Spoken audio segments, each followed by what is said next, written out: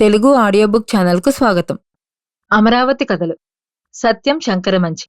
ముద్దులల్లుడు. గుంటూరు గుంటూరు గుంటూరు గుంటూరు. బొగ్గు బస్సుకి బ్లోయర్ కొడుతూ అరుస్తున్నాడు క్లీనర్. అది 6 గంటలకి అమరావతి నుంచి గుంటూరు వెళ్లవలసిన ఫస్ట్ బస్సు. ప్యాసింజర్లు ఆ క్లీనర్ కేక అందుకుని వచ్చే వచ్చే అంటూ ఉత్తరీయాలు ఊపుకుంటూ బస్సు వైపు పరిగెత్తుతున్నారు. ఇంజన్ వేడెక్కింది. క్లీనర్ బ్లోయర్ కొట్టడం ఆపేశాడు కానీ గుంటూరు గుంటూరు గుంటూరు గుంటూరు అని అరవటం ఆపలేదు. కండక్టర్ ఇడ్లీ కాఫీ ముగించుకుని కిళ్ళీ నవ్వులుతూ బస్సు దగ్గరికొచ్చాడు. బస్సులోకెక్కిన జనం వైపు తక్కువ జాతి వాళ్లను చూస్తున్నట్లు ఓ చిత్రమైన చూపు విసిరాడు. కిళ్ళీ ఆ బుగ్గ నుంచి ఈ బుగ్గకి మార్చి, ఎవరివయ్యా ఈ బస్తాలు? ఇది బస్సా ఎడ్లబండా అని హుంకరించాడు. జనం బిక్కుబిక్కుమన్నారు.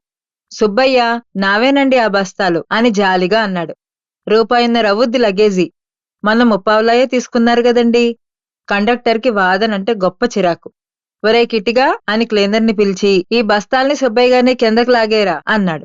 సుబ్బయ్య డీలా పడిపోయి, అట్లాగే కానివ్వండి కండక్టర్ గారు అన్నాడు. ఎవరా ఫ్రంట్ సీట్లో?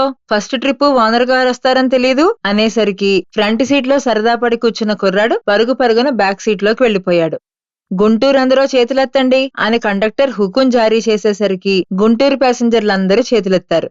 సరిగ్గా చేతులెత్తండయ్యా, అన్నం తినరాలా అని దబాయిస్తూ అన్ని ఊళ్ళకి ప్యాసింజర్లని లెక్క వేసుకుని డబ్బు వసూలు చేశాడు కండక్టర్. బస్సు కిటకిటలాడింది. ఊపిరాటం లేదు. డ్రైవర్ ఇంకా రాలేదు.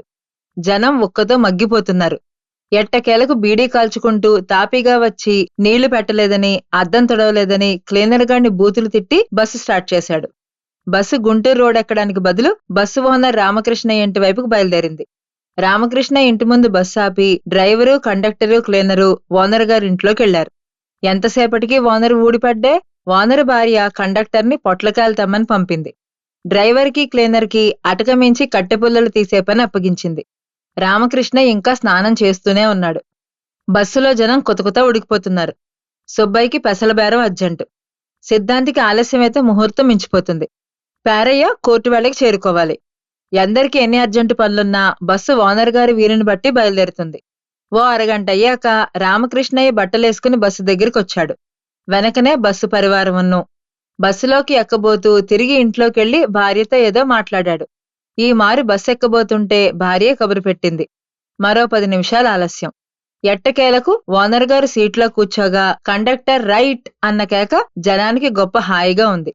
10 అడుగులు నడిచిందో లేదో ఫ్రంట్ సీట్లో ఉన్న ఓనరు ఓల్డాన్ అన్నాడు. బస్సు ఆగిపోయింది. ఇవాళ దావా ఉంది. కరణంగారిని ఎక్కించుకుని రావాలని తెలియదట్రా తప్పుడు ముండా కొడకల్లారా అని డ్రైవర్ వైపు చూస్తూ అన్నాడు. డ్రైవర్ సరాసరి బస్సును కరణంగారింటి వైపుకు పోనిచ్చాడు. అప్పటికి కరణంగారు ఇంకా సంధ్యావందనం ముగించుకోలేదు. అక్కడ మరో అరగంట ఆలస్యం. జనం బస్సులో కూర్చోలేకపోతున్నారు. దిగితే మళ్లీ ఎక్కనివ్వరేమోనని భయం. వెనక కూర్చున్న సీతమ్మకి కళ్ళు తిరుగుతున్నాయి. సీతమ్మ నిండు చూలాలు. ఆడబిడ్డ నోము నోచుకుంటానంటే తప్పక బయలుదేరింది. పక్కనున్న ముసలమ్మ సీతమ్మ అవస్థ చూసి మరచెంబు విప్పి మంచినీళ్ళిచ్చింది. మరో అరగంటకి బస్సు బయలుదేరింది. ఆలస్యమైన కొద్దీ అర్జెంటు పనులున్న అందరు ప్రయాణికులు కంగారు పడిపోతున్నారు. బస్సు నరుకొళ్లపాడు దాటింది. ఎండ్రాయి దాటింది. బస్సు కుదుపులకి సీతమ్మ తట్టుకోలేకపోతోంది. లేమల్లే అల్లంత దూరాన ఉందనగా సీతమ్మకు విపరీతమైన నొప్పులొచ్చాయి. ఆపుకోలేక పెద్దగా అరిచింది. గ్రహించిన అమ్మలక్కలు బస్సు ఆపించారు. జనమంతా బస్సు దిగారు. చుట్టుపక్కల ఊరు లేదు. ఆడకూతురికి అర్ధాంతరంగా నొప్పులొచ్చినాయి. ఏం చేతమంటే ఏం చేతమని కంగారు పడ్డారు.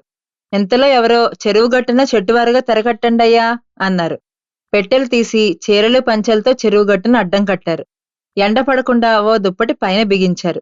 కొందరు మగాళ్లు పరుగు పరుగున్న పొలాల్లోకి వెళ్లి మెత్తటి చొప్పకట్టల్ని తీసుకొచ్చి పక్కలా పేర్చారు. ఆడవాళ్లు సీతమ్మని మెల్లగా చొప్పకట్టల మీద పడుకోబెట్టారు. సీతమ్మకు నొప్పులు మరీ ఎక్కువైనాయి. హృదయ విదారకంగా ఏడుస్తోంది. దూరానున్న మగవాళ్ళకి గుండెలు అవిసిపోతున్నాయి. ఇప్పుడు వాళ్ల మనసులో పెసల బేరం, ముహూర్తం, అందుకోవలసిన రైలు, కోర్టు దావా అవేమీ లేవు. ఒకే ఒక్క దిగులు.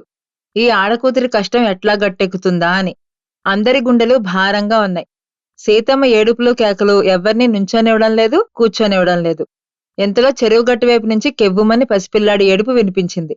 అందరి ముఖాలు విచ్చుకున్నాయి. కొందరు ఎగిరి గంతేశారు. ఎంతలో ఓ ముసలమ్మ తెరల్లోంచి బయటకొచ్చి మగపిల్లాడు అని కేకపెట్టింది. కొందరు పరుగు పరుగున పొలాల్లో కాపలా కాస్తున్న వాళ్ల దగ్గరికెళ్లి బాన తీసుకొచ్చి రాళ్లతో పొయ్యి చేసి నీళ్లు కాచారు.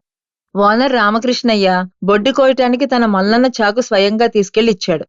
సిద్ధాంతి అప్పటికప్పుడే జాతక చక్రం వేశాడు.